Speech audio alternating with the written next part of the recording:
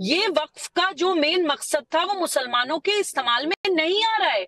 मैं इसको लैंड जिहाद से भी पहले एक भूमाफिया, या ये कहिए कि कुछ एक ऐसे कुछ ऐसी पावर्स हैं जिनके हाथ में इतनी बड़ी जमीन है और ये सभी मुसलमानों का हक मार रहे हैं। मस्जिदों के नीचे दुकान बना के बेच देते हैं भाई, वक्फ प्रॉपर्टीज में पूरे पूरे मार्केट बना के बेच देते हैं। एक मौलाना साहब को तो मैं जानती हूँ जो अपनी लिव इन पार्टनर के साथ मस्जिद के नीचे कमरे में रह रहे थे। तो इस तरह से ये लोग इस्तेमाल नहीं, कोई कहीं रहे सुबोई, मैं इस पर नहीं डिस्कस करने जा रहा हूं कि कौन कहां रह रहा है कहां नहीं रह रहा है, मैं उस पर बिल्कुल भी नहीं जा रहा हूं। वक्फ प्रॉपर्टी इस तरह से इस्तेमाल करने के लिए नहीं होती हैं। ठीक है, बिल्कुल सही बात है, पर्पस के लिए होती हैं। ठीक है, बिल्कुल सही बात है। आगे लाऊंगा, अभी हाजिक खान वेट कर रहे हैं। हाजिक भाई जो बातें सुबोई ने कही हैं उस पर चर्चा होनी चाहिए, जो बातें अतीकुर रहमान ने कही हैं अगर किसी को डाउट है तो उस पर चर्चा होनी चाहिए। या फिर डेमोक्रेसी इस बात के लिए मिली है कि कुछ अच्छा नहीं लगा या फिर लगा ये हमारे प्रोपेगेंडा के हिसाब से नहीं है तो कह देंगे कि सिर देकर विरोध करेंगे। ये कौन सा तरीका होता है लोकतंत्र में विरोध का? देखिए राकेश जी, हमारे देश के संविधान ने विरोध करने का अगर कोई कानून बना है और उस कानून में अगर जनता की समझ में नहीं आती वो बात और जन्नत के फेवर में नहीं आती तो विरोध करने का उसको अधिकार हमारे संविधान ने दिया है। तो सिर देकर विरोध करेंगे? एक मिनट सर, सड़क पर भी ये कहेंगे कि सिर देकर विरोध करेंगे? अरे सुनिए, आप सर जी आप उससे बात कीजिएगा, बात सवाल मुझसे कर रहे हैं तो मैं जवाब दूंगा। मैं आप ही से सवाल कर रहा हूँ सर, तो वही आपसे पूछ रहा हूँ। मैं जवाब दे रहा हूँ, आप उतरिए सड़क पर, चक्का जाम करिए, विरोध करिए, अभी तक आप किसी में नहीं बोले राकेश भाई, सच्ची मैं आप ही के पास हूँ हाजी भाई, मैं बस क्लियर करना चाह रहा हूँ। अरे मैं बता रहा हूँ आप अतीकुर रहमान के स्टैंड के साथ हैं कि आदिल के स्टैंड के साथ? मैं स्टैंड बता रहा हूँ कि वक्फ बोर्ड का जो बिल आ रहा है 2024, इसमें जो महिलाओं को अधिकार देने का कोई विरोध न पहले के कानून में था न अब में है।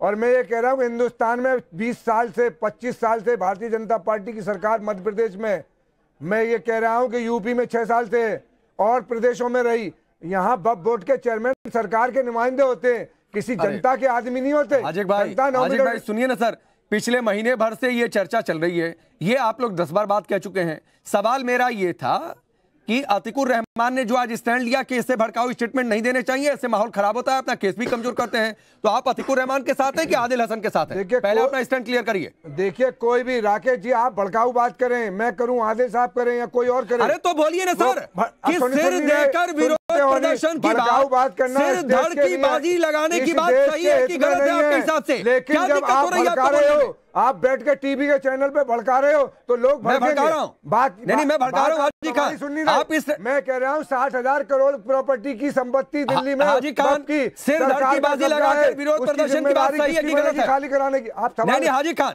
सिर धड़ की बाजी लगाकर विरोध प्रदर्शन की बात सही है कि गलत है? कानून के एतबार से हमें करना है विरोध, कोर्ट में भी करना है, सड़क पे भी करना है और आपके यहाँ भी बैठ के नहीं हाजी भाई ये नहीं चलेगा, ये नहीं चलेगा कि हम अपने हिसाब का ले लेंगे अपने हिसाब का छोड़ देंगे। मुझे एक बात बताइए, आप कानून के एतबार से ही बताइए कि सिर धड़ की बाजी लगाकर विरोध प्रदर्शन की बात सही है कि गलत है? सर आप सुनिए, मैं तो कह रहा हूं कानून के दायरे में रह के करना है, आप सुन। अरे मैं कह रहा हूं ये कानून के दायरे में आता है कि कानून के दायरे से बाहर आता है?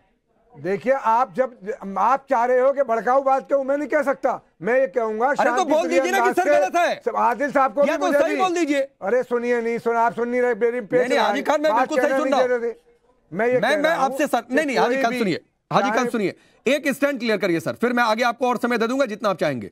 एक स्टैंड क्लियर करिए, कानून के दायरे के हिसाब से जितनी आपकी समझ है उस समझ के हिसाब से सिर धड़ की बाजी लगाकर विरोध प्रदर्शन की बात कानून के दायरे में आती है कि कानून के दायरे के बाहर आती है? जो नफरतों के बीज बोए हैं आपने, अब देखना उगेंगे खंजर जमीन से। आप नफरत डालोगे तो नफरत निकल के आएगी, फिर आप शायरी पढ़ने लगे सर, डालोगे शांति। मुशायरे का कार्यक्रम है क्या?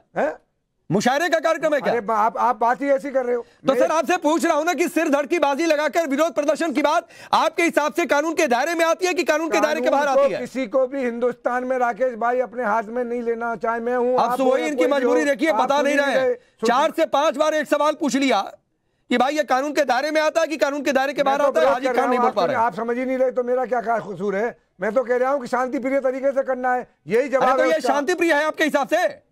कौन सिर धड़ की बाजी लगाने की बात?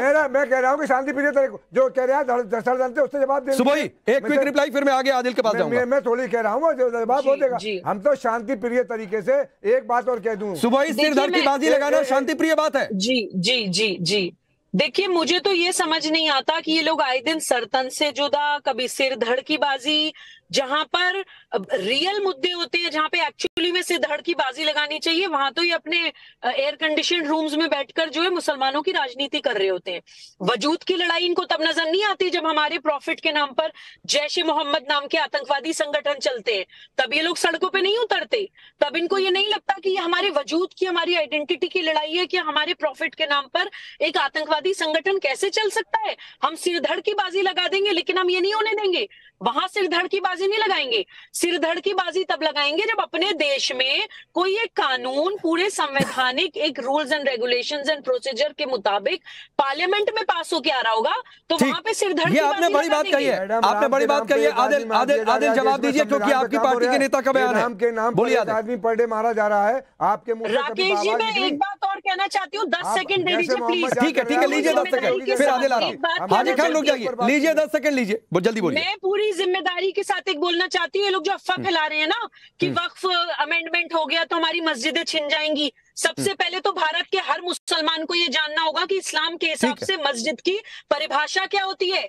मस्जिद सिर्फ दान दी हुई जमीन पे बन सकती है, खरीदी हुई जमीन पर बन सकती है, किसी का खून बहा के, किसी का दिल दुखा के, किसी की हक तलफी करके, ठीक है। ये बिल्कुल ठीक बात है, बिल्कुल ठीक बात है। अब आदिल हसन आप बोलिए, 30 सेकंड आपको दे रहा हूं। आदिल हसन बोलिए जल्दी। सुनिए, बिहार में जेडीयू की एक महिला एमपी थी, वो भी वक्फ बोर्ड की मेंबर, महाराष्ट्र में एनसीपी की महिला एमपी, वो भी वक्फ बोर्ड की मेंबर रही है। और हम वो तरह नहीं है। आपने देखा कि मध्य प्रदेश में विजय वर्गीय साहब का बेटा आकाश विजय वर्गीय बल्ला चला रहा था, म्युनिसिपल अफसर को मार रहा था, अब केस में बोलता है बल्ला ही नहीं चला है। कोर्ट में जजमेंट आ गया कि बल्ला ही नहीं चला है। मोदी जी खुद मुद्दे से क्यों भटक रहे हैं आप? और वो आप मुद्दे से नहीं, आदिल सुनिए ना भाई, सुबह एक मिनट। आदिल भाई सुनिए, आप वकील है ना, आपकी पार्टी में वकीलों की बहुत बड़ी फौज है, तो देश में जितने आपको लगे मामले की गलत फैसला आ गया, जाकर आप लोग रीअपील करते रहिए सर।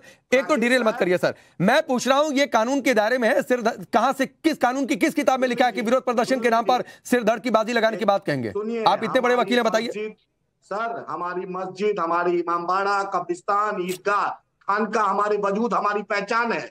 हम किसी कीमत पर, अरे तो सर सिरधड़ की बाजी लगाएंगे, ये कानून सम्मत बात है आदिल हसन। एकदम लगाएंगे, अपने आप को समर्पित कर देंगे उसकी लड़ाई लड़ने के लिए, आखिरी सांस तक उसके लिए लड़ेंगे। ठीक है सर।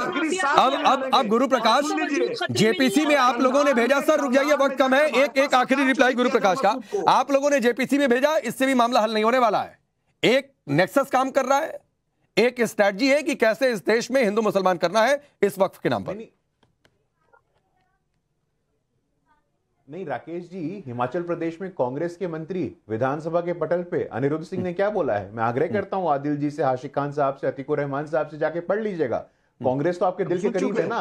कांग्रेस के मंत्री हिमाचल प्रदेश में अनिरुद्ध सिंह ने बोला है कि मस्जिद वहां पे इलीगल है, इलीगल लैंड से बनाई हुई मस्जिद है, और वहां के लिए भी आप सर्कल से करेंगे, वहां भी सर्कल से जुदा करेंगे। हिमाचल प्रदेश में कांग्रेस अब फिर थोड़ा सुनने की क्षमता रखिए, ठीक है, सुनने की क्षमता करिए, देख लीजिए। अरे सुनिए, अरे आदिल, एक तो शिमला पर डिबेट नहीं हो रही है, उन्होंने संदर्भ में कोट कर दिया। और ये भी आदिल आपकी जानकारी के लिए बता दूं कि शिमला में खुद मुस्लिम पक्ष ने, और तारीफ करनी चाहिए कि जो इलीगल है कह रहे हैं हम खुद ही गिरा देंगे, तो सर ये बात समझा करिए। और दूसरी बात है कि लोकतंत्र आपको अधिकार देता है विरोध प्रदर्शन की, ये नहीं कहता सिरधड़ की बाजी लगा देंगे, ऐसी बातें कहिए।